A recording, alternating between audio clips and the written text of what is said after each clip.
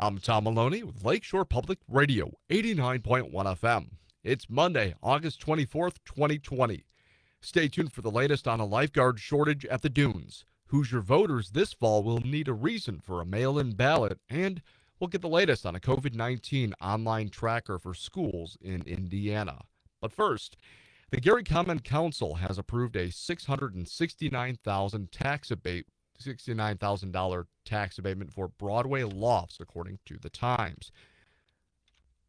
The Lofts are set to be a three-story, 40,000 square foot multifamily building located at 7th Avenue and Broadway. Indiana's Moving Forward 3.0 program is funding the Broadway Lofts, which is supposed to include 38 loft-style apartments, 4,000 square feet for ground floor retail, and 2,000 square feet for community space. It's expected to have an $11 million price tag. Crews are shoring up seawalls that protect two historic homes along the Lake Michigan shoreline from the lake's worsening erosion. The Weibold-Rostone House and the Florida Tropical House were featured in the 1933 World's Fair in nearby Chicago, but were moved after the fair closed to Lakeside property that's now part of the Indiana Dunes National Park. They're owned by the National Park Service and leased to residents who are paying for the seawall work and restoration of the historic buildings. The Times reports that crews are spending nearly a month to make the seawalls taller due to record high water levels. A lifeguard shortage has prompted Indiana Dunes State Park to ban beachgoers from swimming and wading in Lake Michigan at the Lakeside Park until September. The Times reports the park officials announced the ban on Friday, but stressed the beach will remain open for walking and other activities on the shore during regular park hours. The park is located about 50 miles southeast of Chicago. Officials say that the park's main and west parking lots will remain open, and its beach trail boardwalk will continue to give beach access for those staying at the campsites. A federal judge has denied a bid to require the Indiana Election Commission to allow all registered voters to cast mail-in ballots for November's election. U.S. District Court Judge J.P. Hamlin issued a 19-page decision Friday determining that there's no constitutional right to vote by mail.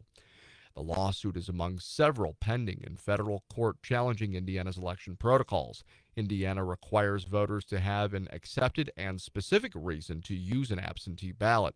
Many organizations and elected officials nationwide are trying to make voting by mail easier in light of the coronavirus pandemic. State officials say a new online tracker designed to help educators track COVID-19 cases could be available next month. Dr. Christina Box is commissioner of the Indiana State Department of Health. She recently discussed the tracker at a state pandemic update. The department is gathering hundreds of thousands of student records for the tool. Today, Monday, health officials stated, though, that there were no new deaths occurring in Northwest Indiana due to the coronavirus. There were 140 new cases added across the region. A central Indiana school is investigating after a photo posted on social media appeared to show students forming a swastika on the gym floor. Daleville Community School Superintendent Paul Garrison said in a Saturday statement that school officials are shocked by apparent actions of the students shown in the social media images. After the investigation, school officials say they'll determine the course of action. The photo shows 9 students, most of whom are lying on their backs, making the shape of a swastika. All have their arms raised in an apparent Nazi salute. In sports, the AP Top 10s are out in high school football. In Class 6A, Maryville is 7th. They'll travel to Class 4A, second-ranked Hobart this Friday at 7 o'clock. In Class 5A, Valparaiso is in second. They'll host LaPorte Friday at 7. In Class 2A, fourth-ranked Andrean visits the burial grounds of Lake Central on Friday night, and 7th-ranked Rensselaer hosts North Newton on Friday. In the NBA, it's win or go home for the Indiana Pacers today as they face the Miami Heat at 5:30. The Heat have a 3-0 series lead on Indiana in the best-of-7 opening round series in the NBA playoffs. Major League Baseball, the Chicago Cubs travel to Detroit tonight at 6:10 for the first game of their three-game series with the Tigers. At 17-10, the Cubs are in first place in the NL Central, but have dropped 3 of their last 5. Detroit at 11-5 are in fourth place in the AL Central. After their 7-game win streak came to an end on Sunday against the Cubs, the White Sox had the day off. The Sox are 17-12 and in third place in the AL Central. They'll host the 7-17 Pittsburgh Pirates tomorrow night. Looking at your Lakeshore weather forecast, tonight, mostly clear skies with a low near 69. Tuesday, mostly sunny, a high near 90. Wednesday, still hot with sunny skies, a high near 93.